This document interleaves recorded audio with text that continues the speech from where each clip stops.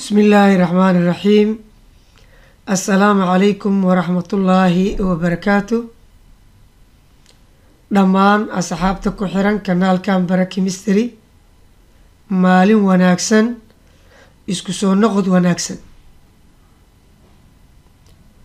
ولي وعن دحد وجرنا جابتركي هيدروكربونس أما هيدروكربون نذا ما أنت وحن قادنينا عشر كسدح يطبنات هدي إلهي إدمو عشر كان ما أنت وحكب بلابنا يا تيبل كان سدا وجديد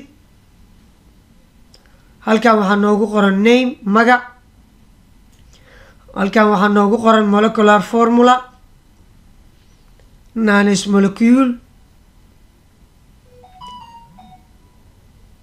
هل كان وحاكو قرن condensed structural formula أو قاب اسميت اللي اسكو عريري اسكو عفن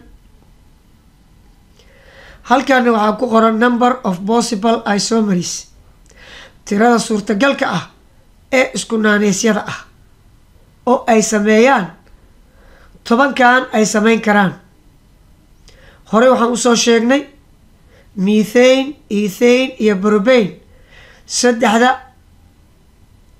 alkaniska ugu horeeya ee kaarboonadoodu ay kala yihiin hal kaarboon laba kaarboon iyo saddex kaarboon inaysan samayn karin wax isomeri ah saddexdaas ma samayn karaan wax isomeri ah wax isku naaneysyo ah ma samayn karaan waay ay u samayn waayeen sababtay u samayn waayeen waxay tahay isomer waxaa samayn kara isku dhiska ama compoundka leh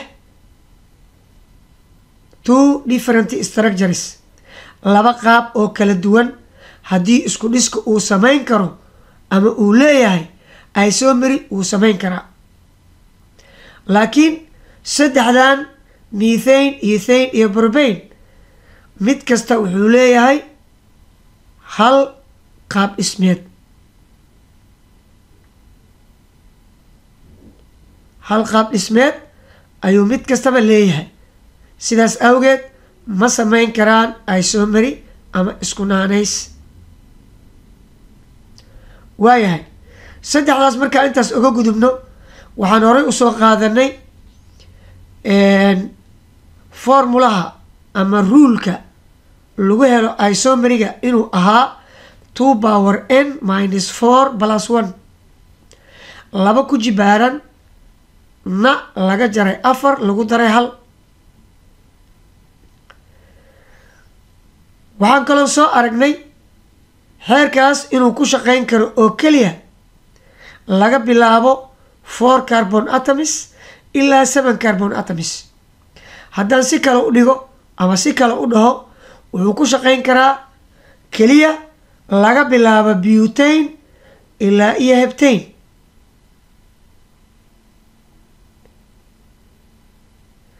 ma aha macnaheeda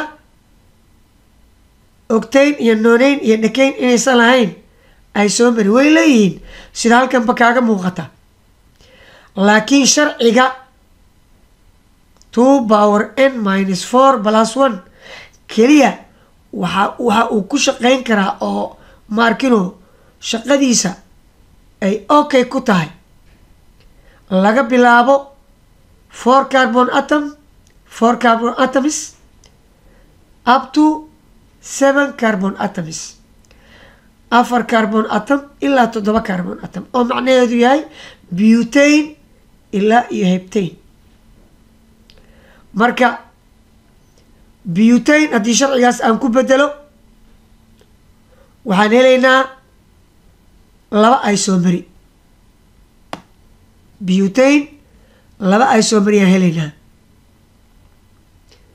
bentane saddex isomeri saddex isku naanays butane laba isku naanays bentane saddex isku naanays hexane 5 isku naanays heptane 9 isku naanays okay haddii aan ku bedelo xeerkaas kuma shaqaynaya la yiri octane laakiin lacala haddaan octane ku bedelo meequu keenaa meeqa isomeriyu keenaa ardayow 17 keenaa halkaana maxaa noogu qoran 18 sababtoo octane meeqa carbon atom waa 8 marka booska inta ku bedel 8 laga jaray 4 waa 4 2 power 4 waa 16 plus 1 waa 17 laakiin halkan meeqa kugu qoran halkan 18 kugu qoran ardayow halkan 18 ku qoran say ku dhacday oo ku sheegi doonaa nooreyn ku bedel nooreyn meeqa waa nooreyn waa 9 carbon atom marka booska inta 9 ku bedel ka jar 4 9 laga jar 4 waa 5 2 power 5 waa 32 plus 1 waa 33 halkaana meeqa haystaa 35 say ku noqotay waa ku sheegi doonaa okay decane imaw decane how many carbon atoms are there 10 carbon atoms 10 carbon atom ku bedel n kadibna 4 ka jar 2 power 6 soo bixaysa 2 power 5 32 waay 32 laba ku dhufo waa 64 hal ku dar 65 laakiin halkan meeqa haysataa 75 haddaba sidee ku dhacday marka aan formulahaas ku bedelo ee formulahaas horanba kuugu soo sheegay sooma formulahaas kuma shaqaynayaan octane nonane iyo decane kumana shaqaynayaan methane propane iyo ethane iyo propane kuma shaqaynayaan hal carbon 2 carbon iyo 3 carbon kuma shaqaynayaan 8 9 iyo 10 kuma shaqaynayaan kaliya xeerkaas wuxuu valid yahay oo maarta ku shaqayn kara between 4 carbon atom and 7 carbon atom butane ilaa iyo heptane that is why qaladkan uu soo baxay kuwan sidee lagu soo helay marka 18 35 iyo 75 see lagu soo helay ardayow waxaa lagu soo helay by experimental kuwan kalena see lagu soo helay by experimentalna waa lagu soo helay by formulana waa lagu soo helay oo butane pentane hexane iyo heptane by formula haddii lagu shaqeeyo iyo by experimental labadaba way iswaafaqayaan oo butane waxay keenaysaa by experimental tijaabo ahaan 2 isomeri formula ahaanna 2 isomeri pentane by experimental tijaabo ahaan 3 ay keenaysaa 3 iskunaanays ama 3 isomeries by formula 3 ay keenaysaa okay hexane 5 iskunaanays uu keenayaa haddii formulaha lagu shaqeeyo haddii by experimental lagu shaqeeyana 5 uu keenaa heptane 9 isomeri haddii lagu shaqeeyo experimental haddii by formula lagu shaqeeyana 9 marka butane pentane hexane iyo heptane ama by formula ku shaqee ama by experimental ku shaqee 2 3 5 iyo 9 ay keenayaan laakiin 18 35 iyo 75 oo ah octane nonane iyo decane by formula maba loo isticmaali karaba because formulaha 2 power n minus 4 plus 1 wuxuu valid yahay between 4 carbon atom and 7 carbon atoms 4 carbon atoms iyo 7 carbon atoms inta u dhexaysa kaliya lagu shaqayn karaa marka tablekan waa mid lagu soo helay by experimental tableka intaasa uga baxayaa iyo sharaxaadiisa hadda waxaan u gelaynaa physical properties astaamaha duleed oo ay leeyihiin of alkanes alkaynada physical properties of alkanes astaamaha duleed oo ay leeyihiin alkaniska number 1 co alkanes are non-polar compounds alkaynadu waa walxo non-polar ah ardayow non-polar maxaa loola jeedaa boolarna way jirtaa, non boolarna way jirtaa. marka casharaan kasoo samayn doonaa haddii alla idmo, laakiin hadda si fudud aan kuugu sharxo. non bolar compound ama isku dhisyada non bolarka ah waa isku dhisyada electronegativitygooda ama electron soo jiidashadoodu ay isla eg tahay ama ay isku dhowdahay. tusaale carbon iyo hydrogen. hadda annaga waxa aan ka hadlayno waa alkanis. alkanisna waa hydrocarbons. hydrocarbonana horey aan usoo sharxnay, cashirkii koowaad aan kusoo sharxnay. hydrocarbon maxaa la dhahaa? waa compoundiska ka kooban only 2 elements, kuwaasoo kale ah carbon iyo hydrogen. carbon iyo hydrogenna electron soo jiidashadooda ama electronegativitygooda ayaa isku dhow. so they are non polar. si kale haddaan kuugu sheego, non polar compounds waa isku dhisyada aan sameynin ionis, dhinac positive ah iyo dhinac negative ah, ama delta positive iyo delta negative ma sameeyaan. kuwa electronadooda electronegativitygooda ay kala duwan tahay ama ay kala weyn tahay, electronaday kala jiidanayaan, marka polarityga dhinac u badanaya, electronada dhinac u badanaya, negative charge iyo positive charge ay sameysmaayo. kuwaas waa polar. kuwan maadaama aan waxba la kala jiidanaynin oo ay isku xoog yihiin, maxay sameynayaan? sharing electrons. electronada dhexday dhiganayaan, way wadaagayaan. therefore ma sameysmi karo delta positive iyo delta negative, ama ionis ma sameysmi karo. marka compoundiska aan sameynin ioniska ayaa la yiraahdaa non polar compounds. casharna waa kasoo sameyn doonaa polar iyo non polar haddii aan la idmo, laakiin hadda intaas qaado. alkaniska maadaama hydrocarbons ay yihiin, hydrocarbonadan ay ka kooban yihiin carbon iyo hydrogen. carbon iyo hydrogenna electron soo jiidashadoodu ay isku dhowdahay oo isku xoog camal ay yihiin, electronna ma kala jiidanayaan, dhexday dhiganayaan. marka maxay sameynayaan? sharing electrons, inay electronada wadaagaan. so ma sameynayaan delta positive iyo delta negative. marka compoundiska noocaas oo kale tood ah ayaa la yiraahdaa non polar compounds. cashirna waan kasoo sameyn doonaa haddii alla idmo, polar iyo non polar. marka hore aan usii soconno, alkanis are non polar compounds. waa walxo non polar ah, isku dhiso non polar ah. therefore sidaas awgeed they are soluble. iyaga waxay ku milmi karaan in non polar solvent, milayaalka non polarka ah oo iyaga la midka ah. si kale haddaan kuugu sheego, non polar compounds waxaa ah organic compoundiska oo dhan. all organic compounds are non polar compounds. all inorganic compounds are polar compounds. marka haddaaba aragtid non polar compound, isku dhisadaas waa organic. non polar haddaa aragtid organic compounds a haysataa. marka alkanis are organic compound. organic compound maxaa waaye? non polar waaye. okay, so maxay ku milmi karaan? non polar solvent. milayaal iyagana non polar ah. meeshaan waxaa jira xeer solubilityga u gaar ah, milmidda. xeerkaas muxuu ku leeyahay? wuxuu ku leeyahay like dissolves like. wixii isku mid ah way isku milmaan. tusaale non polar compound wuxuu ku milmi karaa non polar solvent. polar compound wuxuu ku milmi karaa polar solvent.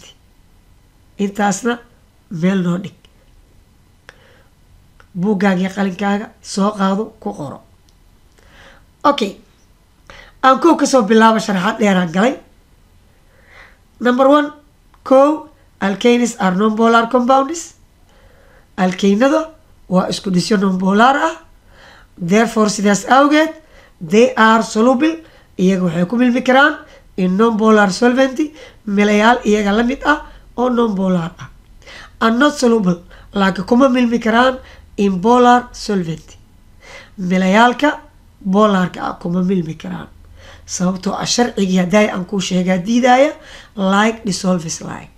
Polar uu ku milmaa, non polar ay ku milantaa, ama si kale haddaan u dhaho organic uu ku milmaa, inorganic ayuu ku milmaa, laakiin inorganic kuma milmi karo. sidaasoo kale non polar solvent, non polar compound kuma milmi karo, polar solvent kuma milmi karo, wuxuu ku milmaayaa non polar solvent sida meesha kugu qoran. okay, waa ku dheeraaday qodobka koowaad. qodobka labaad aan u gudbo. The first 4 members, afarta xubnoodee ugu horeeya of straight chain alkanes, oo ay leeyihiin alkaynada silsiladoodu ay toosan tahay, kuwaasoo kale ah methane, ethane, propane and butane. waxay yihiin gases, waa neefyaalo, waa hawooyin. okay, waa carbon number 1 ilaa carbon number 4. the next 13 13 ku xiga. okay, carbon number 4 aan joogna soo ma. 5 ilaa 17 ilaa 13 ku xigaa lagu dhahay. waxay yihiin liquids, dareerayaal sida biyaha oo kale ah. those containing, kuwa ka kooban 18 carbons, 18 carbon atom or more ama wixii ka badan. waxay yihiin waxy solids, waa adkayaal sida xanjada oo kale ama xabagta oo kale u jiidjiidmaya. halkaana kuugu soo dhigay greater than 18 carbon atoms, wixii ka weyn 18 carbon atom. qodobka saddexaad, the boiling point, barta ay ku karkaraan of branched chain alkanes, alkaynada laamaha leh, is lower than, waxay ka hooseysaa marka la barbar dhigo that of corresponding, kuwa iyaga la midka ah oo ay isku tirada kaarboonada isaga midka yihiin. corresponding wuxuu ku cadaynaa tiro kaarboonada oo isku mid ah ardayow, laakiin kuwaas oo ah straight chain alkane, silsilad toosan. marka halkan haddaan kuugu celiyo, the boiling point, barta ay ku karkaraan branched chain alkanes, alkaynada laamaha leh, is lower than, waxay ka hooseysaa marka la barbar dhigo that of corresponding straight chain alkane, kuwa iyaga la midka ah laakiin silsilada toosan leh. ardayow, haddii aad fiirisay maxaa loola jeedaa? yaa boiling point sareeya, branched chain alkane iyo straight chain alkane? ardayow, waxaa sareeya straight chain alkane. barta ay ku karkarto ayaa waxay ka weyn tahay, haddaan si kale kuugu dhaho, barta ay ku karkaraan branched chain alkane, alkaynada baranjiga leh, always kan baranjiga leh ayaa boiling point yar. why? waxaa boiling point weyn straight chain alkane, kuwa silsilada toosan ah. why? sababtu waa tan, because maxaa yeelay the surface area, bedka ay ku fadhiyaan ayaa kala weyn, oo yaa bad weyn. straight chain alkane ayaa bad weyn, yaa badkiisu yaryahay. branched chain alkane ayaa badkiisu yaryahay. sida muuqata marka, surface area is proportional, is direct proportional to the boiling point. barta karkarka waxay saamigal toosan ku tahay surface area ama bedka shayga uu leeyahay. haddii bedka shayga uu leeyahay uu weynaado, boiling pointigana uu weynaana. haddii shaygaas bedkiisa uu yaraadana, boiling pointiga uu yaraana. therefore boiling point is proportional, is direct proportional to the surface area of the substances. marka sidaa ujeedaan surface areaha oo ay leeyihiin alkaneska decrease wuu yaraadaa. goormuu yaraadaa? with branching. haddii shayga branch uu yeesho wuu yaraadaa. wuu bataa haddii shayga uu yahay straight chain, silsila toosan. ardaygo kaasna intaasaa uga baxnay. number 4 alkanis. alkaynada are lighter, waxay ka fudud yihiin then marka la barbar dhigo water, biyaha.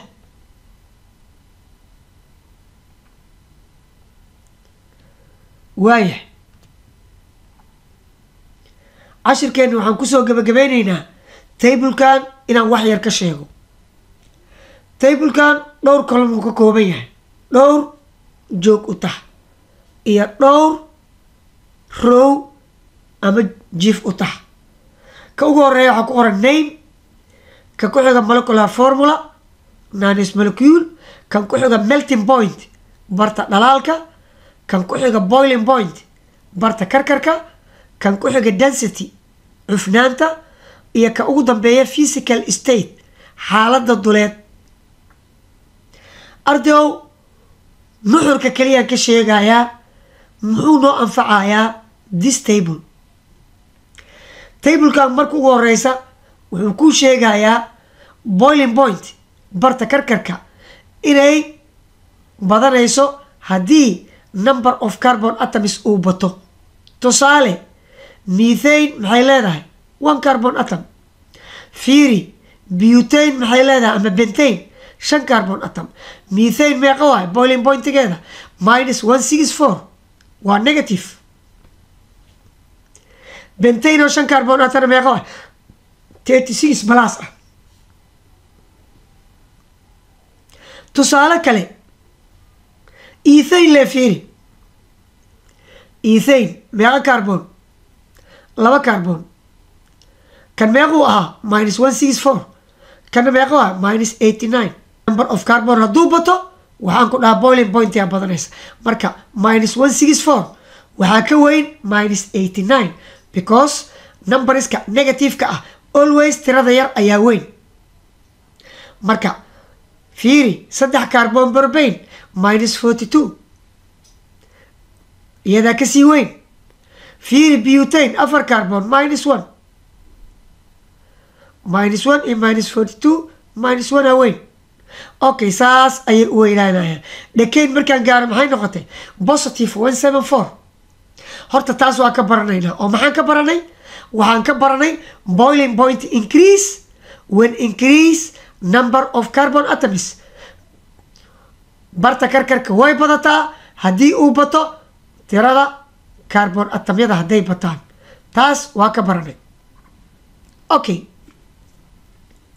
waxaan kaloo ka baranay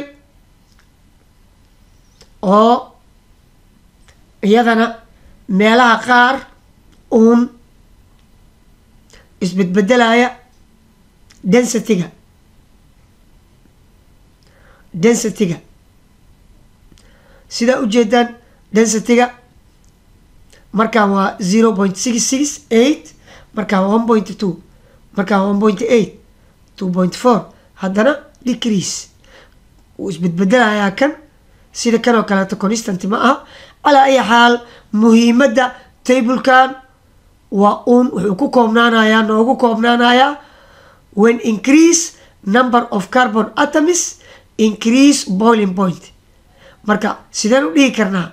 haddana waxaan dhihi karnaa the boiling point of alkanes is proportional, is directly proportional to the number of carbon atoms. barta karkarka ee alkaniska waxay saamigal toosan ku tahay tirada carbon atomyada. arday oo cashirkeeni maanta oo aan kusoo qaadanay markii ugu horeysa aan ka bilownay tablekii isomeriga, markii kale toodna aan qaadanay, markii ku xigana aan qaadanay physical properties of alkane, haddana aan kusoo gabagabeynay tablekan oo aan ku baranaynay in boiling point ama barta karkarka ay badato haddii tirada numberka ee carbon atomka uu bato. intaas ayaan kusoo gabagabeynayaa. haddii aad tahay saaxiib ku cusub kanaalkan Baro Chemistry, fadlan subscribe like share commentna ka bixi haddii aad ka mid tahay asxaabta hore noola joogtana like-ta badi share-tana badi commentna ka bixi asalaamu calaykum waraxmatullaahi wabarakaatu